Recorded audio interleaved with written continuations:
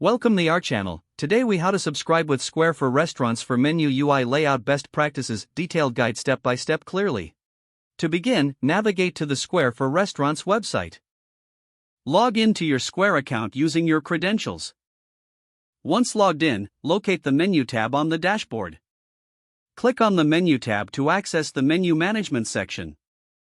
To create or edit a menu, select Create Menu or choose an existing menu to modify. Start by organizing your menu items into categories. Consider using categories like appetizers, main courses, desserts, and beverages. Use clear and concise names for each category to enhance usability.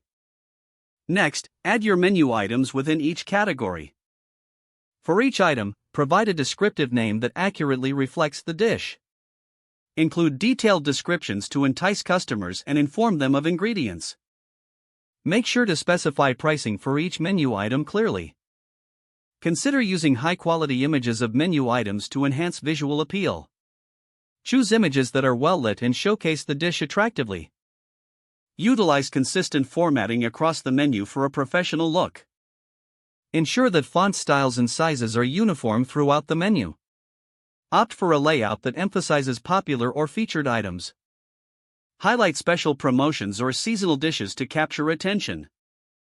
Additionally, include any dietary information for menu items, such as gluten-free or vegan options. Ensure the menu is easy to navigate on both mobile and desktop devices.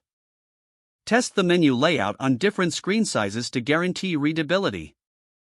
After finalizing the layout, preview the menu to review all elements. Make any necessary tweaks based on the preview before publishing. Once satisfied, click the Publish button to make the menu live for your customers.